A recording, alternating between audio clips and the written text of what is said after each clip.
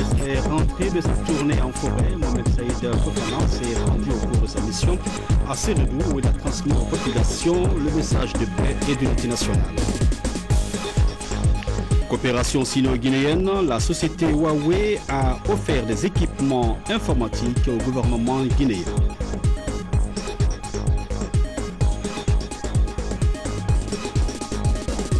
Enfin, bras de fer autour du domaine du débarcadère de Lambagny, les pêcheurs déterminés à empêcher la vente du domaine. Voilà, madame, monsieur, bonsoir et merci de nous avoir préférés ce soir. La communauté Maninka Mori remercie Dieu pour l'élection du professeur Alpha Condé. C'était au cours d'une importante cérémonie de lecture du Saint-Coran organisée à Mafanko. Tous les Bateka de Conakry ont répondu à l'appel des anciens. La cérémonie s'est déroulée en présence du président de la République et de son épouse. Commentaire Adama Magasuba. Ce sont les 24 villages du Baté qui ont organisé une lecture du Saint-Coran à la résidence du couple présidentiel. Hier dimanche, ils étaient très nombreux à se réunir à Mafanko pour remercier le Tout-Puissant Allah pour avoir exaucé leurs vœux lors des élections présidentielles de novembre dernier. Une initiative de l'ONG Association pour la promotion de Kabalaba, APK, présidée par Dr Ousmane Kaba, ministre conseiller à la stratégie à la présidence de la République.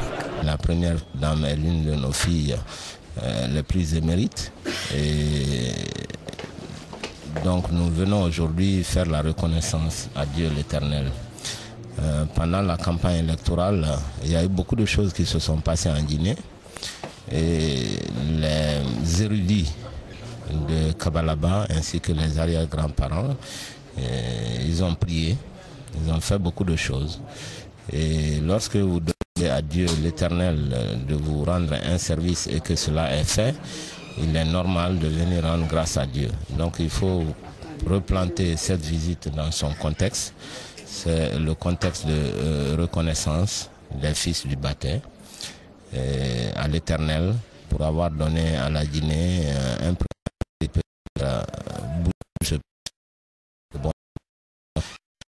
tous les musulmans sans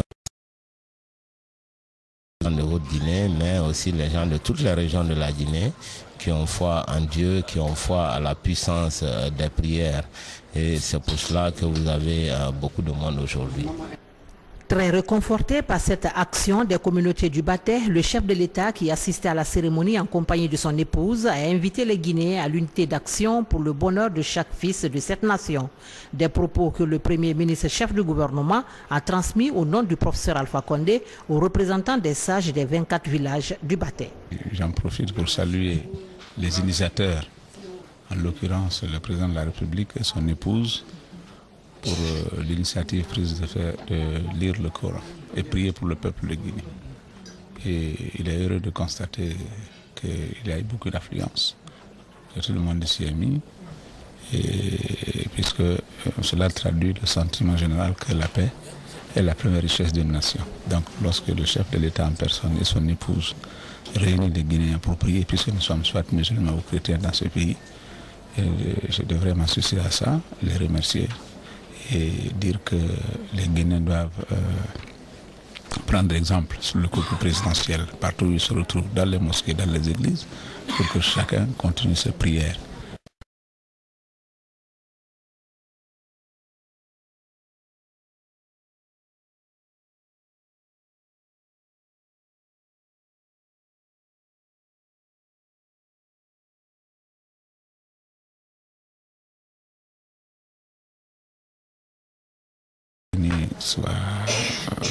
Les Guinéens se retrouvent, que la paix règne dans toutes les familles, dans le cœur des hommes, dans leur action au quotidien, et que finalement Dieu préserve la Guinée des turpitudes que connaissent d'autres peuples alors là.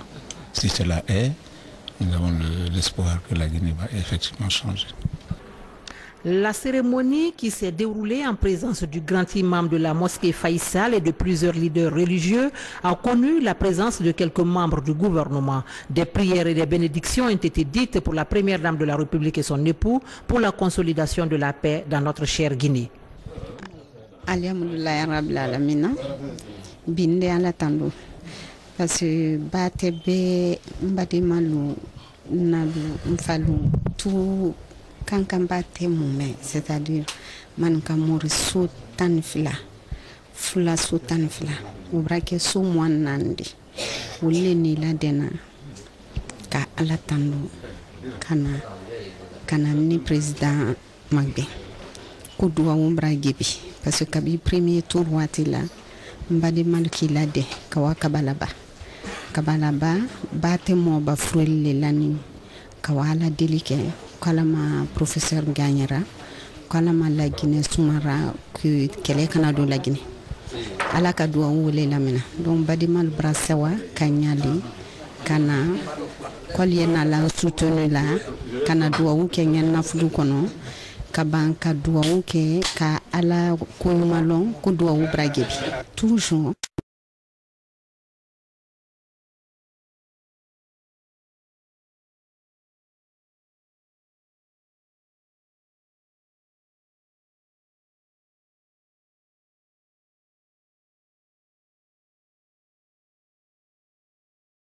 Historique situé sur une montagne à 21 km de la ville de Kankan et sur lequel a été bâtie la première mosquée des Kaba en 1662. C'est aussi sur ce site de Kabalaba que reposent les premiers aïeux de Kaba que sont Fodemoudou Kaba et Diafounou Ibrahim.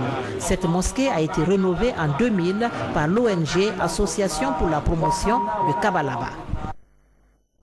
Vous l'avez donc vu dans ces images, le Premier ministre est bien rentré de sa mission en région forestière. Mohamed Saïd Fofana a pu se rendre à Irié dans la sous-préfecture de Sérédou.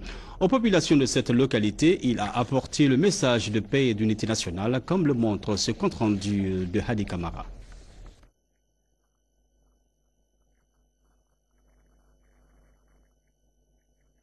De Macenta au cœur de la forêt classée de Ziama, village qui a vu naître l'épouse du Premier ministre, Madame Fofana Jeannette Grovogui, venue se ressourcer en se retrempant dans les valeurs incommensurables du pays Loma, cette autre partie de la forêt guinéenne qui dispose d'immenses potentialités agricoles.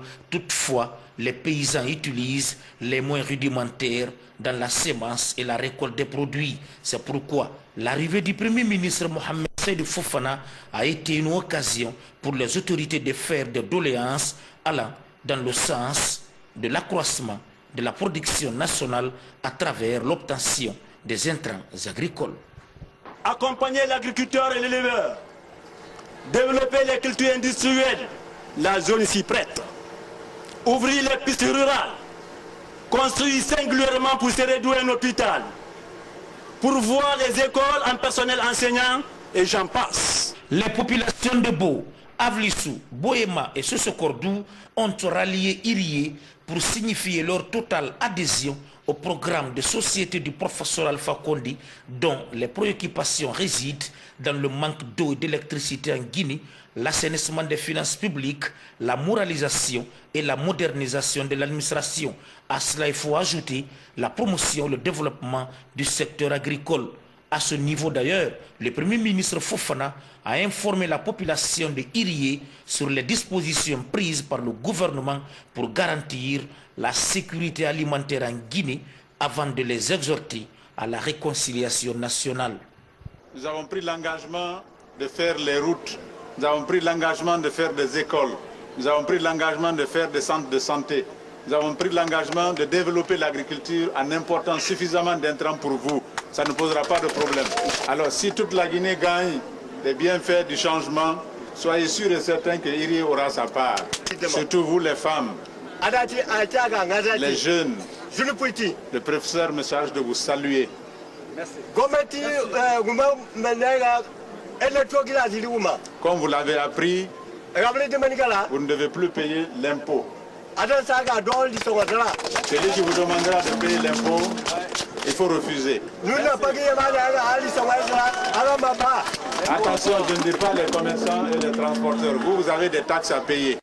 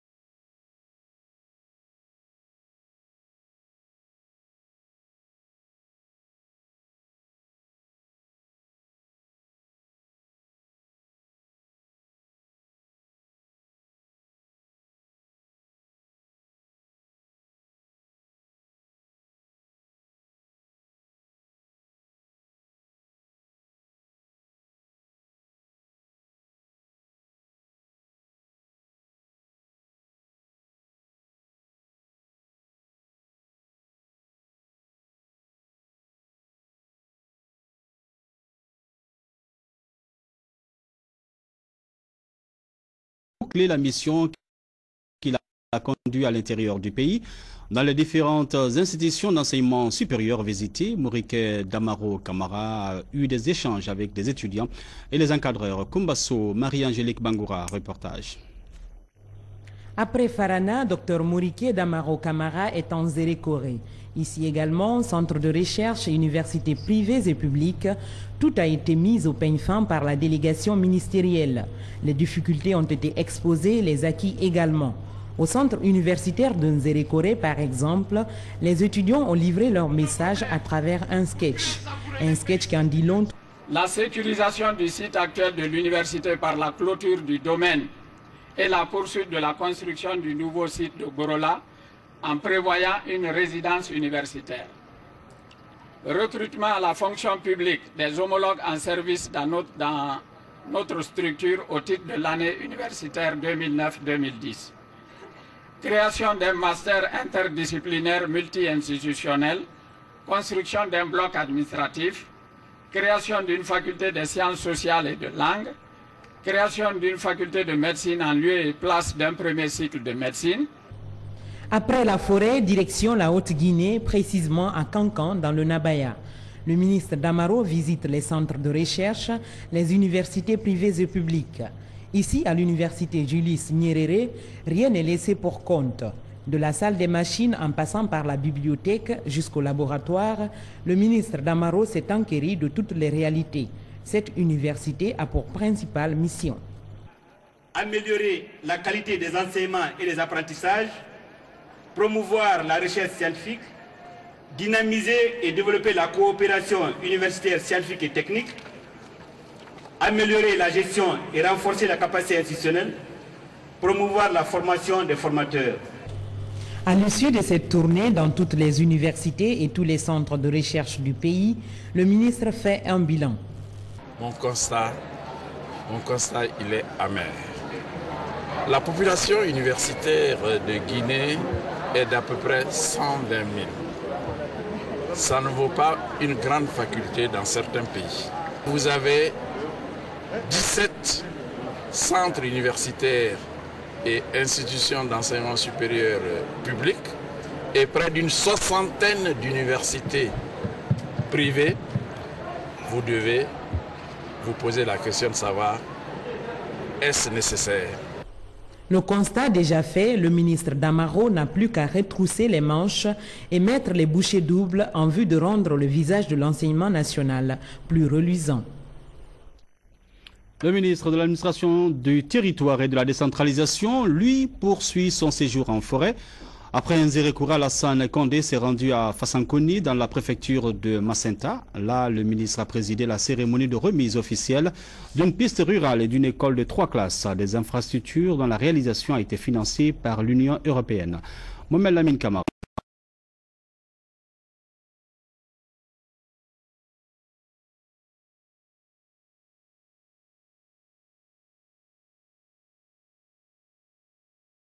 Territoire et de la décentralisation est venu procéder à la remise officielle de la piste rurale qui relie Irié, un des districts de la sous-préfecture de Sérédou, à la sous-préfecture de Koyama, longue de 67 km. À cette piste s'ajoute une école de 3 classes, le logement du directeur et un puits amélioré. Le tout réalisé et financé par l'Union européenne et le programme de réhabilitation et de développement. À cette occasion, les autorités préfectorales ont dit leur reconnaissance à l'endroit des partenaires pour leur appui à l'amélioration des conditions de vie et de travail des populations à la base. Elles ont sollicité du gouvernement, à travers le ministère de l'administration du territoire et de la décentralisation, que Fassankoni soit doté d'un bâtiment devant abriter la sous-préfecture.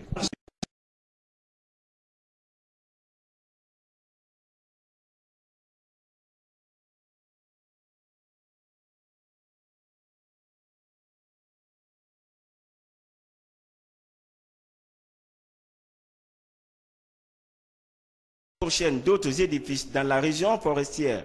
Il a ensuite mis l'accent sur la préservation des acquis de l'État. Le ministre de l'administration du territoire et de la décentralisation a, au nom du gouvernement, pris en compte toutes les doléances posées par les autorités préfectorales. Alassane Condé a promis de doter Fassankoni d'infrastructures dignes de ce nom. Avec l'arrivée du professeur Alpha Condé, l'espoir est permis. Aujourd'hui, nous sommes à Fassakoni grâce à la coopération internationale. J'ai bien compris le discours de votre sous-préfet. Effectivement, quand l'État envoie un sous-préfet, il envoie un représentant.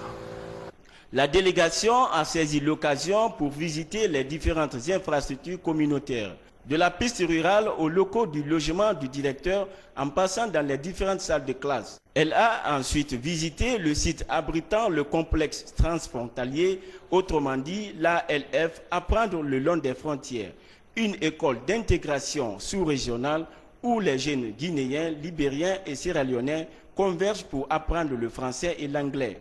Un établissement aujourd'hui à moitié décoiffé par une tornade qui s'est abattue sur la contrée il n'y a pas longtemps. Voici un communiqué du ministre d'État chargé des Travaux publics et des Transports. Le ministre d'État chargé des Travaux publics et des Transports a le plaisir d'informer les usagers de la route 2x2 voies Matoto-Anta-Dabompa ainsi que les populations riveraines que la relance des travaux de réalisation de cette infrastructure aura lieu le mardi 3 mai 2011 à partir de 10 h sous la présidence du gouvernement. Le ministre d'État saisit cette heureuse occasion pour féliciter les usagers et les populations riveraines de la route pour l'esprit d'abnégation et la patience avec lesquels elles ont vécu tous les désagréments causés par les délais anormalement longs et de construction de cette voie.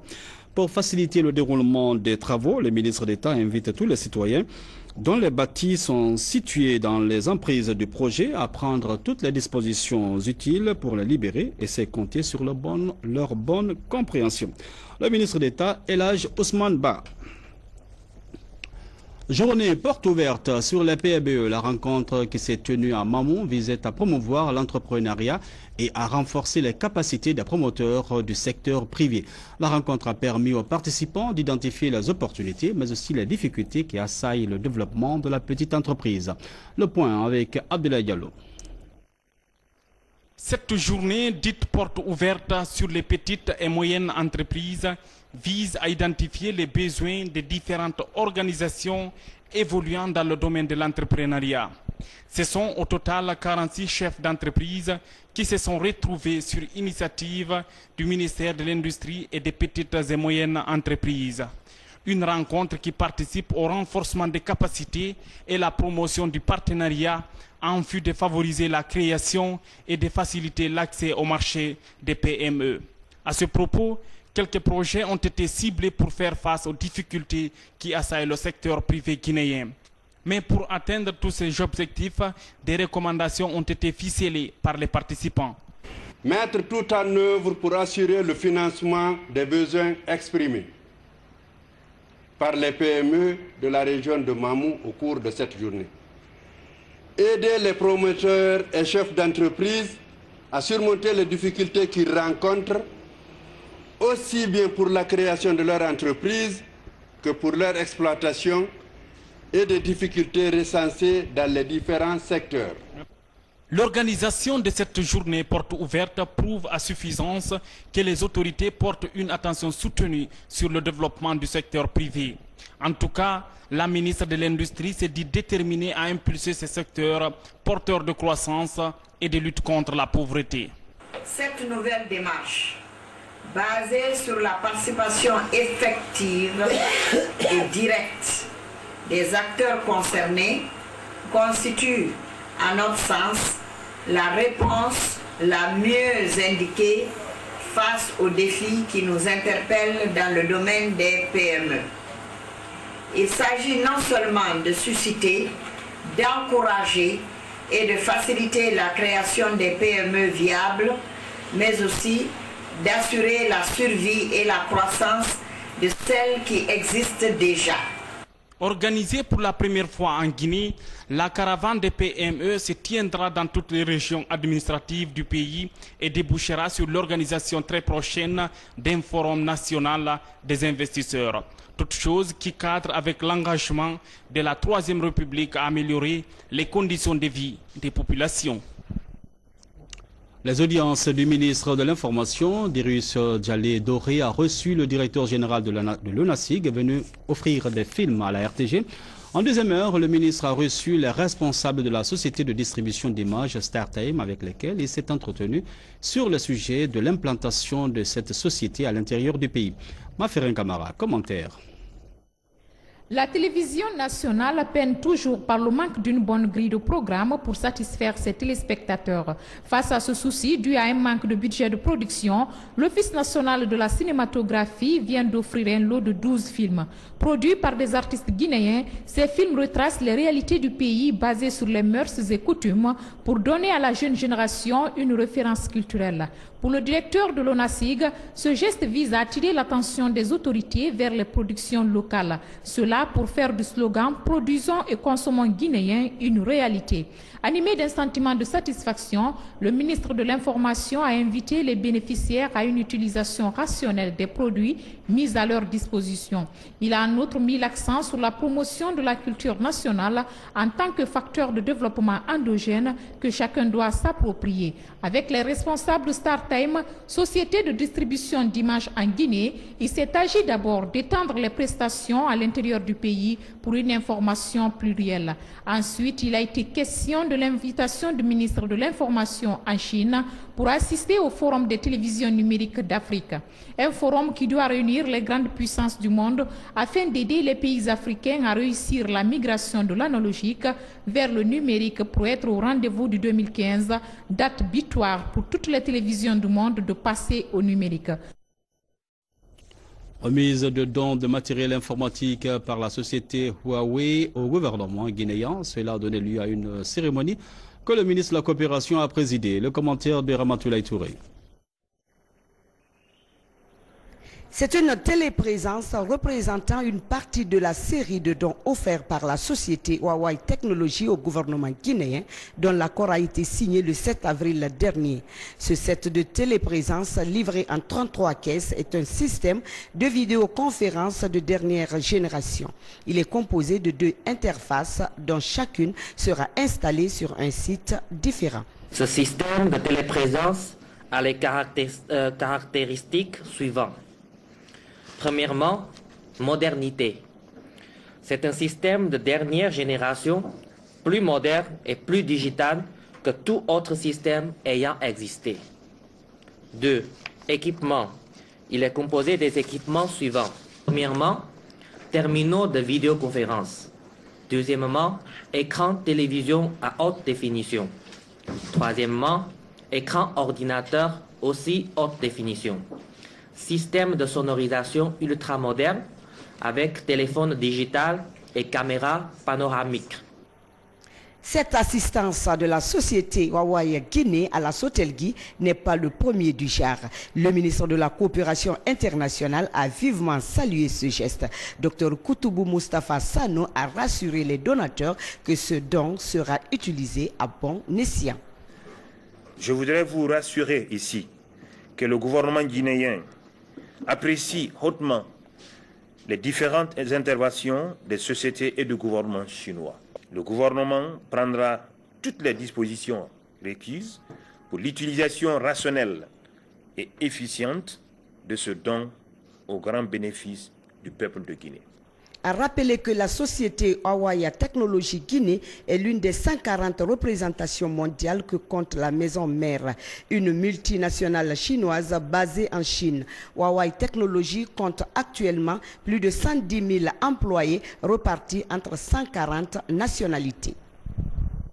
C'était donc un commentaire de Hadja Ramatoulaye Touré. Concertation pour la mise en œuvre du Code international pour la sûreté des navires et des installations portuaires. C'est une rencontre qui forme sur la compréhension des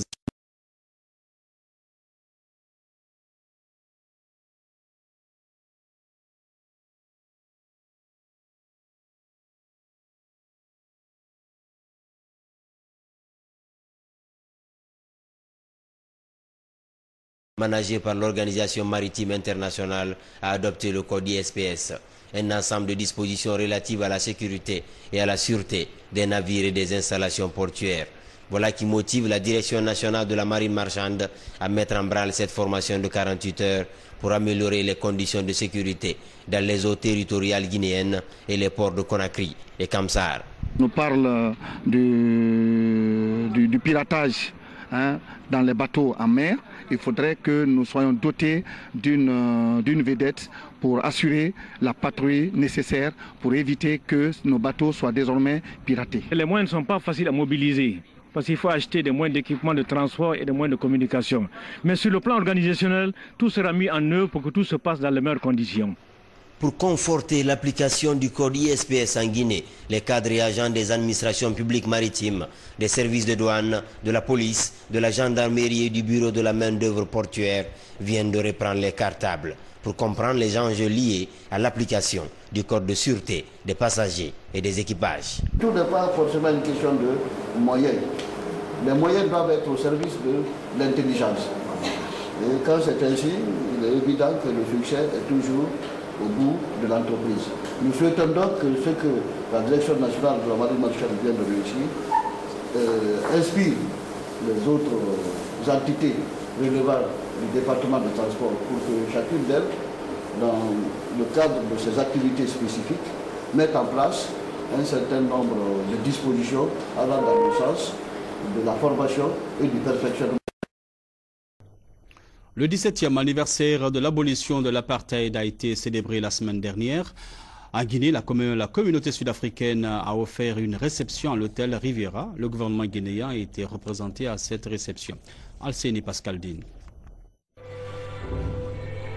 17 avril 1994, 17 avril 2011, il y a de cela 17 ans que la nation arc-en-ciel de Nelson Mandela et la communauté internationale se souviennent de la fin de la discrimination raciale, 17 ans de libération et d'affirmation de l'identité d'un peuple qui a tant souffert. Ça se fait. À l'occasion, l'ambassadeur de l'Afrique du Sud en Guinée a rappelé aux invités les souvenirs de tous les martyrs de cette période douloureuse. Il a par ailleurs mis un accent particulier sur les liens d'amitié et de coopération bilatérale qui ont toujours existé entre Conakry et Johannesburg. This is the day when South Africa, and the end of apartheid in South Africa, and when Nelson Mandela became the first democratically elected president of South Africa. So this is the... Aujourd'hui, nous célébrons le 17e anniversaire de la Journée nationale de libération. Vous savez, c'est à partir de cette date-là que le premier président démocratiquement élu en Afrique du Sud,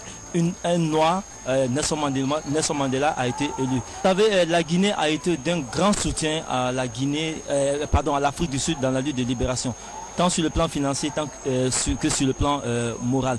Donc c'est une occasion pour nous de remercier les Guinéens d'avoir apporté cette assistance. Présents à cette soirée commémorative, les représentants onusiens du PNUD et des droits de l'homme en Guinée se sont réjouis de la qualité du spectacle offert pour la circonstance. Une réception rappelant l'importance que révèlent les libertés fondamentales des citoyens. Je peux vous dire que c'était une bonne ambiance qui a régné toute la soirée.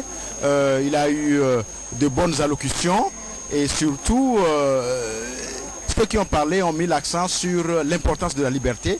Et comme je suis représentant du bureau du Haut Commissariat des Nations Unies aux droits de l'homme en Guinée, vous faites le lien entre droits de l'homme et liberté et c'est une bonne chose pour moi. Je suis d'abord un Africain. Et un Africain qui a, durant sa jeunesse, a beaucoup suivi la lutte du peuple sud-africain contre l'apartheid, ou les mouvements de libération contre la colonisation. J'ai beaucoup suivi et disons que j'ai même assez milité pour la lutte de nos frères d'Afrique australe notamment. Cette journée commémorative de l'an 17 de la liberté recouvrée de ce pays d'Afrique australe a été conclue par la prestation de ce célébrissime orchestre national et international de Dembéa Jazz. Coup de colère au débarcadère de Lambagny, les anciens responsables du quartier auraient vendu le domaine à des privés à l'insu des exploitants du port. Ces derniers ont décidé d'empêcher tous travaux sur le port. Henny Lama. De Lambagny, 4e port artisanal de la commune de Ratoma, morcelé de part et d'autre par des habitations des privés. Aujourd'hui, c'est même le reste du domaine qui est menacé. Des gens sont venus mesurer ce domaine au nom de la commune et nous nous sommes opposés parce qu'ils veulent le vendre. Selon les informations recueillies sur le terrain, le domaine aurait été vendu par les responsables du quartier d'alors. Les exploitants de ce petit port artisanal se disent prêts à se battre bec et ongle pour que leur domaine leur revienne. Ce sont nos responsables qui sont en train de revendre ce terrain, principalement notre ancien chef de quartier, Aboudou Souma. Il y a plus de 10 ans que ce problème persiste. Il devrait passer sur notre port avant pour y arriver. Les autorités de la mairie de Ratoma, informées du contentieux, se sont rendues sur les lieux. Avant toute conclusion de la commission chargée de faire l'état des lieux, ce domaine reste tout de même un débarcadère. C'est la seule chose que pour le moment je peux vous dire. C'est un domaine appartenant à l'État, c'est un domaine public maritime. De Lambani jusqu'à Sonfonia, c'est le seul port de pêche. Donc, qu'il nous le laisse.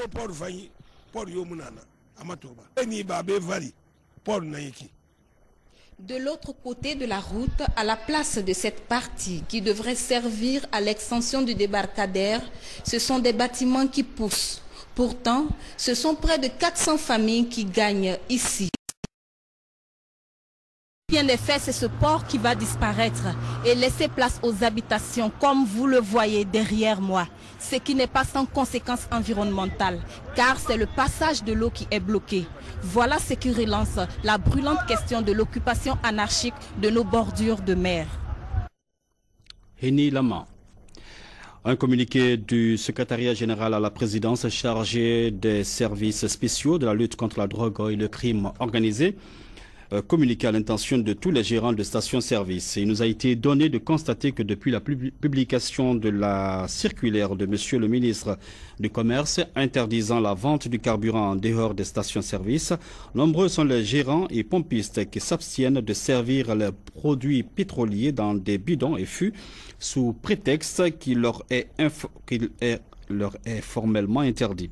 Cependant, il n'est nulle part indiqué dans la dite circulaire que le carburant ne peut être servi dans les bidons et fûts. Pour rappel, il est seulement indiqué au point 1 de la circulaire du ministère du Commerce que toute vente en dehors des stations-service et par des personnes non agréées sont interdites. Pour respecter l'esprit et la lettre de la dite circulaire, les gérants et pompistes sont invités à l'avenir de bien vouloir servir du carburant pour les besoins quotidiens des citoyens qui possèdent entre autres des groupes électrogènes, des moteurs hors bord, des engins agricoles, etc. Toute violation de ces instructions pour des raisons inavouées entraînerait la responsabilité du gérant ou pompiste concerné. Le secrétaire général, colonel Moussa Tchebouro Kamara.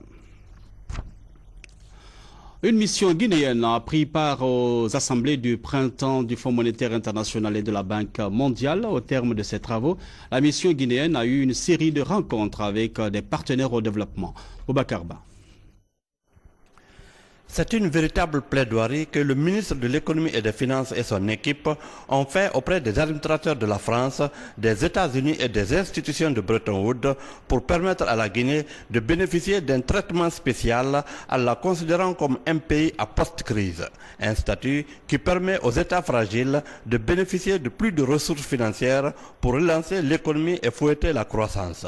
Kerfala Yansane a fait l'autopsie du tableau de bord des finances publiques, des opérations financières de l'État, des réformes envisagées et en cours d'exécution et dégager les grandes orientations du professeur Alpha Condé en matière de gouvernance politique, économique et sociale. Le chef de la mission gouvernementale a plaidé auprès des administrateurs et de la société financière internationale pour attirer les grands donateurs à participer et soutenir de manière significative à la table ronde sur le financement et la relance de l'économie guinéenne prévue pour juillet 2011 à Conakry. Avec la Banque africaine